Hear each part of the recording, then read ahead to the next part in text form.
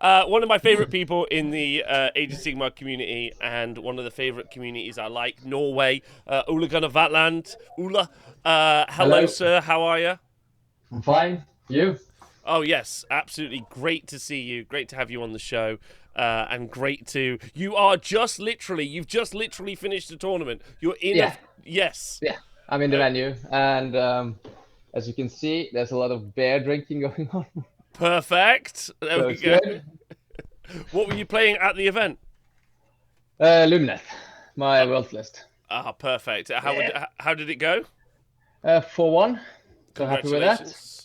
Then who won the event? I know this already, but just It's a team event, so but Team Gear won, or oh Team Norway though, to be oh honest. But oh. yeah, So two Norwegian teams were playing. yeah, 2.5. 2.5. Okay, Yeah, so nice. first, second, and third, so we're happy with that. That's pretty good. That's Yeah, pretty good. Okay, can't lie. can't lie. No, that's pretty good. That's pretty good. All right, and did you just lose to yourselves? Yeah, we did. We lost the Oh, gear. yeah, yes. So Okay. yeah, we had like three people teams. So out of the three, I think we had one half orange, maybe a bit more, and rest red into Oh gear. wow. So Okay. yeah, All right. Okay. That's exciting. So well done. So this is just last minute late worlds practice, right? yeah, pretty much. All right. Perfect. Okay. How often do you have team events in Norway? This is the first one I think in 3 years. Oh, really? But So yeah, you guys travel to a lot of events. yeah, we do. So the problem with Norway is that we only have one venue that's capable of doing it, Mm. and we fit. I think we can fit 14 three-man team in, and we can do it Okay. once a year due to other games having the space as well. So we're Right. sharing the space. So yeah, that's basically it. And if not, we need to rent a venue and do all of that. That's not so easy to do in Norway because No. you need to move everything and you aren't allowed to drive everywhere with cars Hey, so due to is that a plan? Okay. yeah, So let's start as if we don't know each other really well. Let's go back a bit. yeah, Right. Okay. So Team Norway, yeah. Norway for playing Age of Sigmar. What's that like? Where does it happen? How big is the scene? Is it growing? All those sorts of things. Scene is growing. It's happening in mostly four of the big cities. Oslo being the biggest one with a 2d6 venue. Mm-hmm. It's a club. It has two storages with how many tables are there? 26 Mm-hmm. tables. Wow. Can room 50-man tournaments pretty easily. Mm. Then you have where I come from, Kristiansand, which has the biggest tournament, but maybe the smallest club. Mm-hmm. So it's the oldest tournament, Innovation. It's in September. It's capped now at 68 or 70 players, which is 20 up from last year. So Oh it's wow. growing quite fast. And we probably need to expand again. And we really want to invite other players, but it's filled up so fast that yeah, it's already full. That's amazing. So that's cool. And then we have Stavanger, which is the second biggest club. They have their own venue as well, Mm. half the size of 2d6, but still very big. They host the second biggest tournament in Norway. And great chaps. They also host a one-day event every month, or at least once a month, Mm-hmm. which is fun. And then we have King in the North up in Tromsø with Lanes and his bear chugging friends. Because that's basically what they do. So, and that's pretty much the scene. It's been growing quite fast. The biggest in Oslo was 32 before this year, was 50 immediately. Wow. So Wow. yeah, it's fun. What do you think is the reason for the scene growing, like especially Age of Sigmar growing so fast? I think it's mostly the people. Oh, okay. That's interesting. In what way? Inviting and welcoming new players in to play. Like we have casual Fridays. That means that everyone can come and play, test out your armies. Not that hardcore playing. Mm. And then you have Tuesday training, which is the complete opposite. Okay. Only the competitive, and people find that fun. And the game itself is in a good state, to be honest. Okay. Everyone can do something every time instead of like the old Warhammer Fantasy Battles where it was pretty stale. So it's evolving. People find that fun. And we also have a hobby room, things like that. Okay. So yeah, So you think just locally you're putting a lot on to give people a lot of options, but also the yeah, people who are involved are quite engaging. yeah. Yes, should Because have a good credit for this. because you have been involved in like miniature wargaming like as a hobby for a long time. Yeah, yeah. Would you say like how does it compare to like maybe the olden days? Would you say it's like a lot more like is it growing a lot faster than you would Yeah, expect compared to growing a lot faster, and since they're pushing out army books quite fast as well yeah. now, that helps a lot.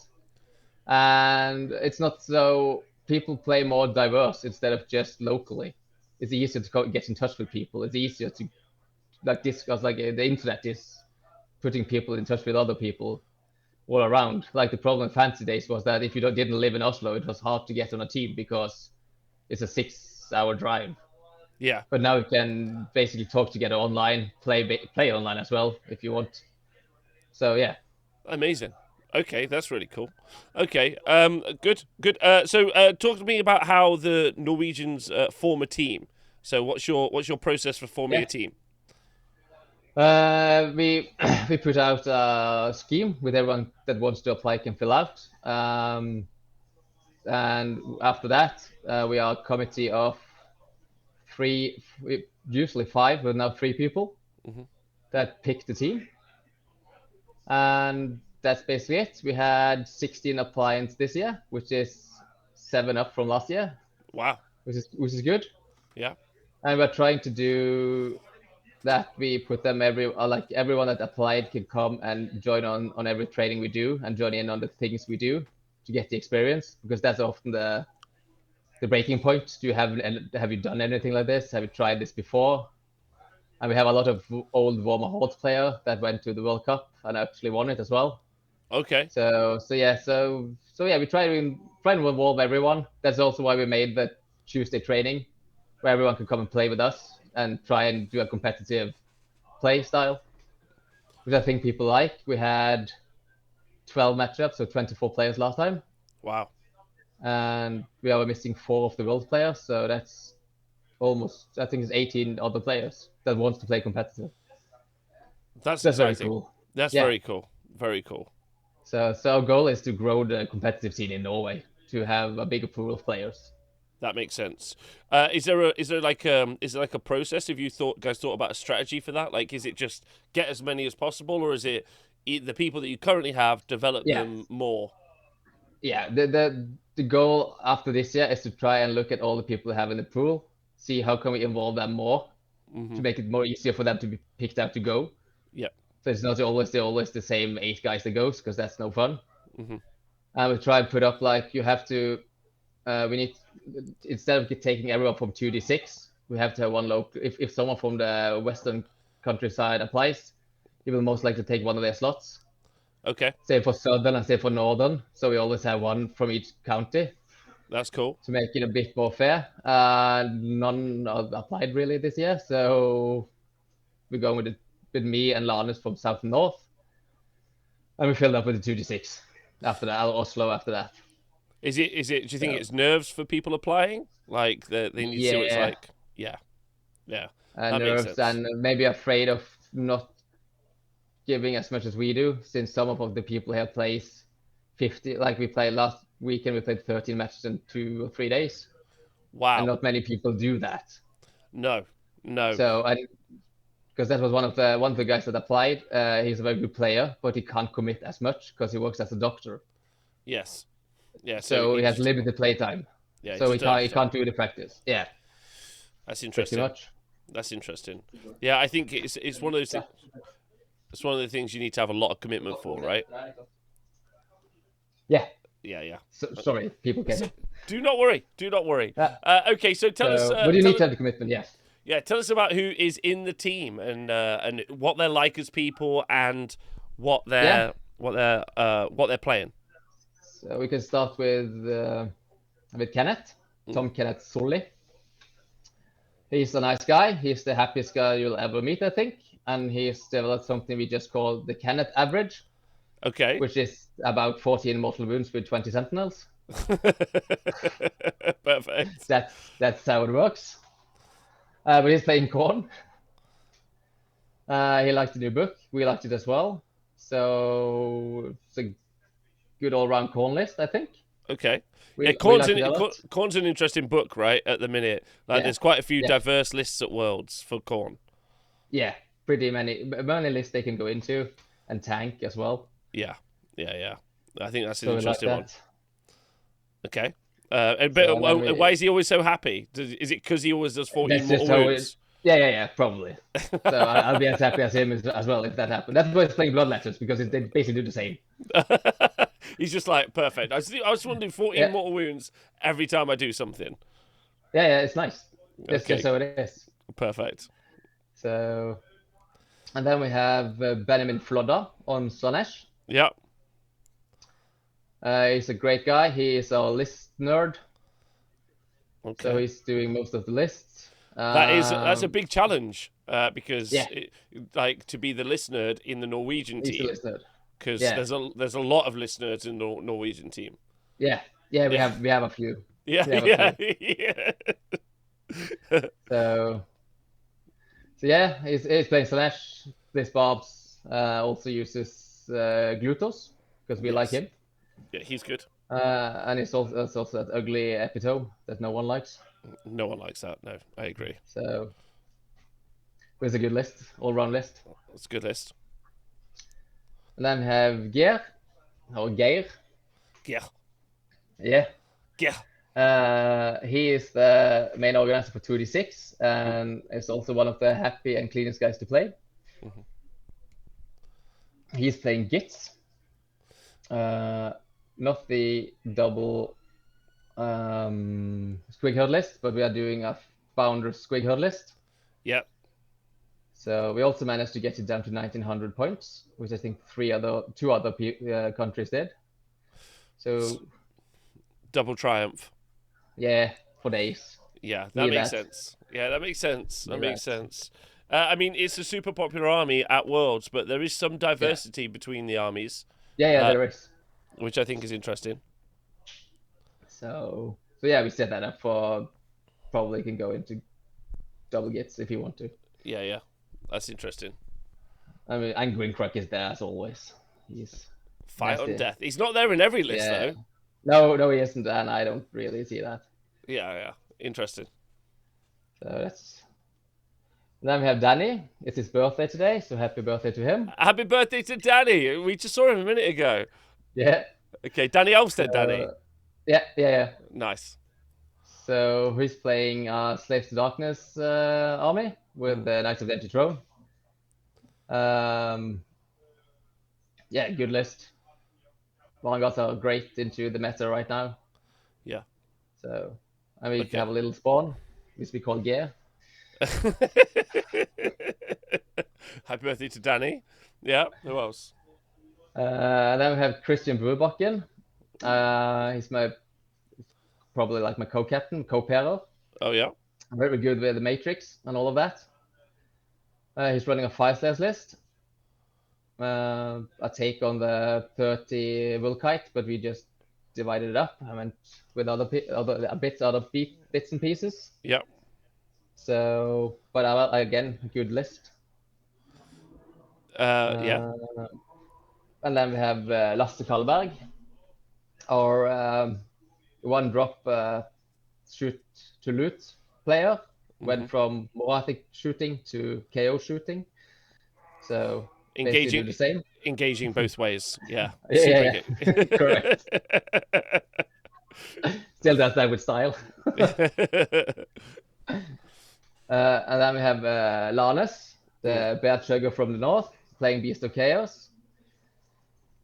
Bulgors, drop it down, send it in, go and grab a bear. Perfect list. That's what I'm painting right now. That's how exciting. Nice. That's how exciting that list is. Yeah, that's very good. So that's the team. That's the team. Okay, well. Yeah, and then we have a coach. Is your coach coming with you? Yeah, Erik Sører.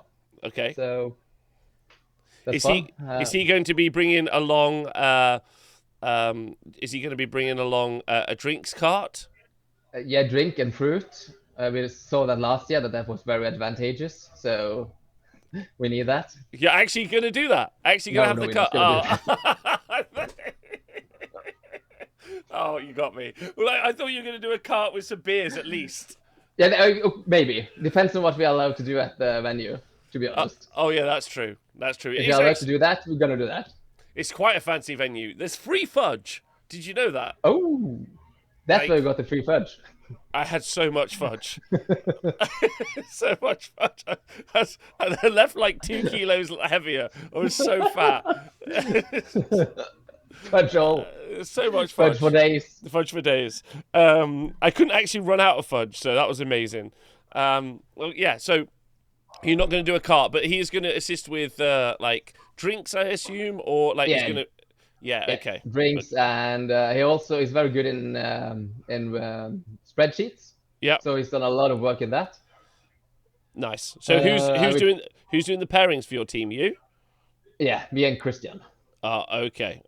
That's a lot of responsibility. The pairings. How do you like? Yeah. How do you feel about that? I'm quite confident in that, to be honest. I've tried to look at what the best teams do. Mm-hmm. And learn from them. We were in Denmark and played a team tournament there as well. Mm-hmm. A couple of weeks ago, and looked at what they did. So yeah, try to learn from them. So how did Norway do last year? We did okay. We came in 14th. We were hoping for top 10.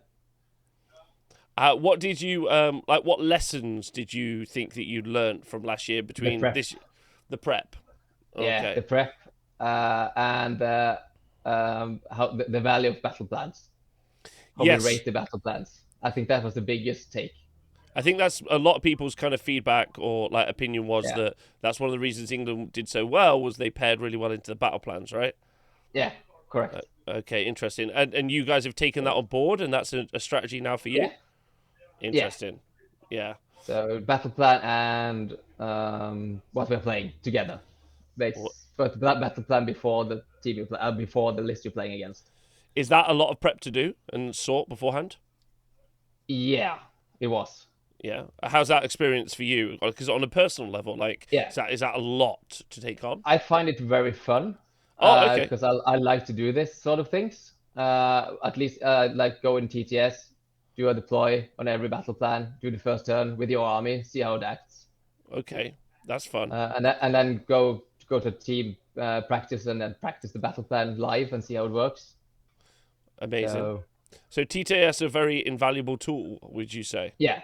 It could be a lot better, but it's what we have. So yeah, it's what we have. I agree. That makes sense.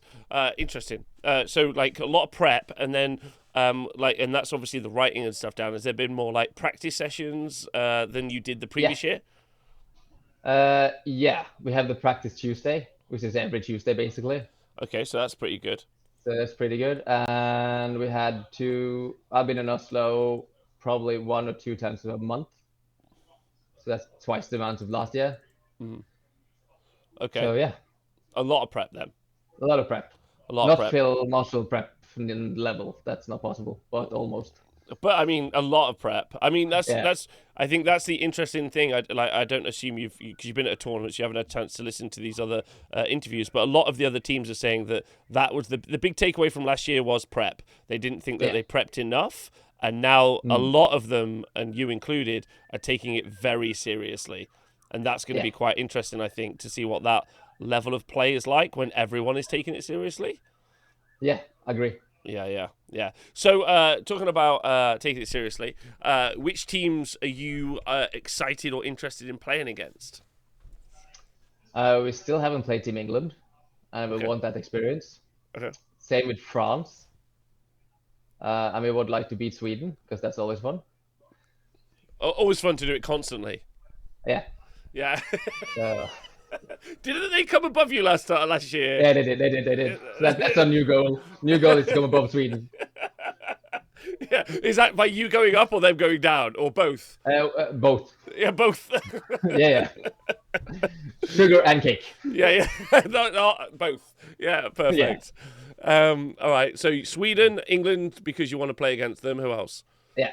I also like to play against Canada. They're coming for the first time, and US, and there's many I want to play against, to be honest. Oh, All of really? them. Yeah, all of them. Okay, that's Yeah. pretty exciting. Who do you think has got the best chance to win the event? Outside of us, Yeah, obviously. Denmark. Yep. Yep. You think Denmark Dropping the are bomb. Yeah. really? Yeah. Wow. What is it about Denmark you think gives them what do you like about Denmark? Why do you think they're going to be Denmark. doing well? They are very good players, and they're so nice to play against as well. So both. And they prepped really good. Oh, They okay. yeah.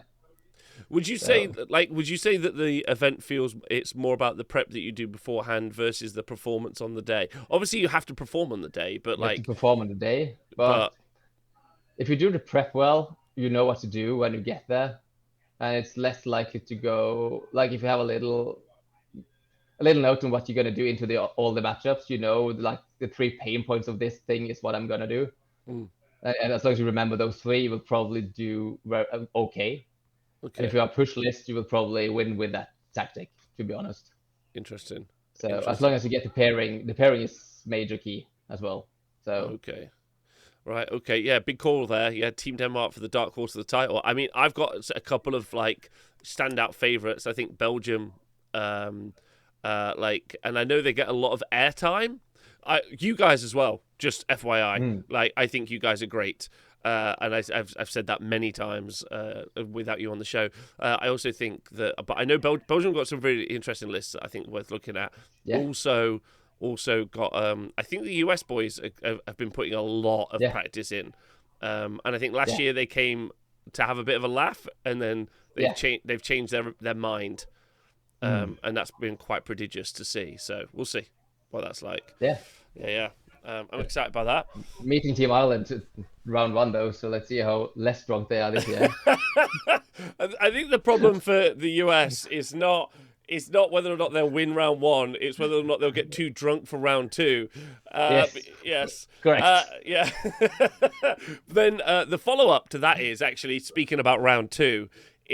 Round two is one of the problem rounds. So as you know, the team captains, I don't know where you were on this vote actually, but the team captains voted for having all of 4 battle plans per round versus 1. I don't know how you voted.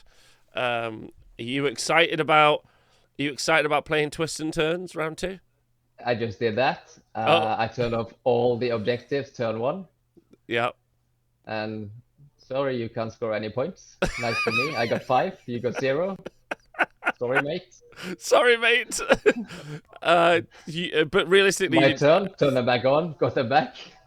Oh no, yeah. No, it's I don't mind. Like it's in a team setting.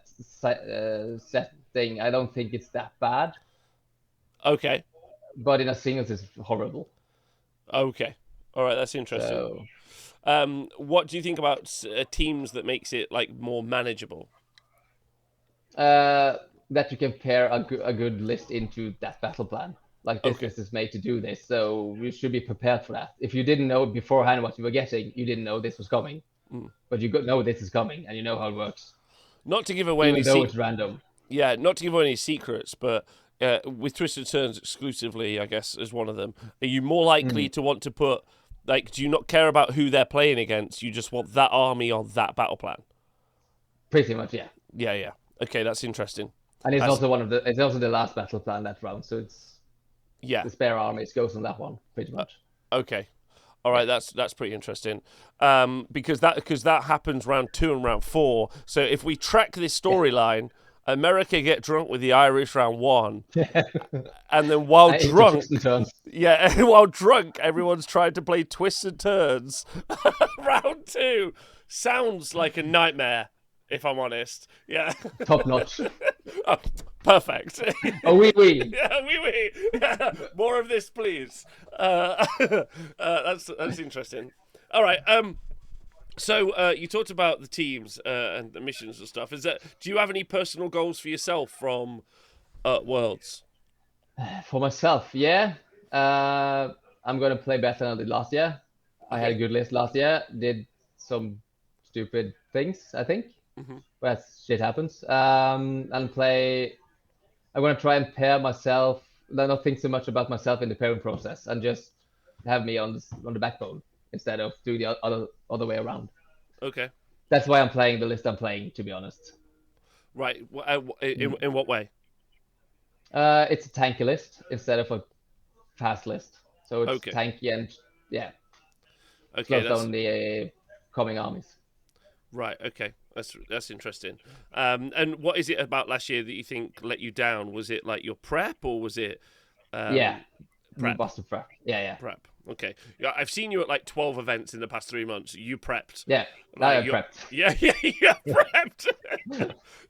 I'm quite concerned for the rest of the world because I think some of the teams, specifically you and some of the other like nations around you, have got very prepped. And if we take other game systems, you were talking about War Machine Hordes earlier. A 40k, there's a good example. Once the Europeans got serious, they got very serious. Yeah. So, like that could be. Do you think that's going to cause a bit of an upset potentially? No. Oh, well, maybe. Okay. Maybe. Like, as in, just like upsetting the apple cart. That's good. Like a bit of change. Yeah. It could. Okay. Interesting. All right. What else should we be looking out for from Team Norway? Have you got a black metal entrance music? Yeah. Oh, perfect. We can do that. Which band? Galsvurd. Okay, perfect. Thank you. Yeah. And hashtag commercial. Immortal just released a new album. Go check it out. My buddy Kevin is playing drums. Oh, nice. I saw Dark Funeral the other day. Oh, you did? Yeah. Nice. Yeah. I went to watch them. It was fun. But okay, so yeah, are you you got merch? What you got going on at Worlds? Yeah, we will. Every nation that will play against will get a bit of bad. I'm not sure what we're gonna call it. I don't like the booze, but we bring a Norwegian booze. We give to everyone. Oh, that's nice. What, like to each team that you play? Yeah. Nice. Okay, that's. And we brought we got some dices, and we got enough shirts to go around this year. So nice. Fun. Yeah. Just not a massive flag, like just one giant. Yeah, we could do that as well. The coach the entire time, just intimidating the other team by waving a giant flag. I bet Worlds does not have a rule on that yet, so get it in before Tom stops me. Yeah. Don't listen, Tom. Don't listen, Tom. Don't listen. Come here. Yeah, because that's one of the things some people watching this might not know about. There's a culture of shirt swapping at the events, right? Yeah. Okay. There is, and I enjoy that.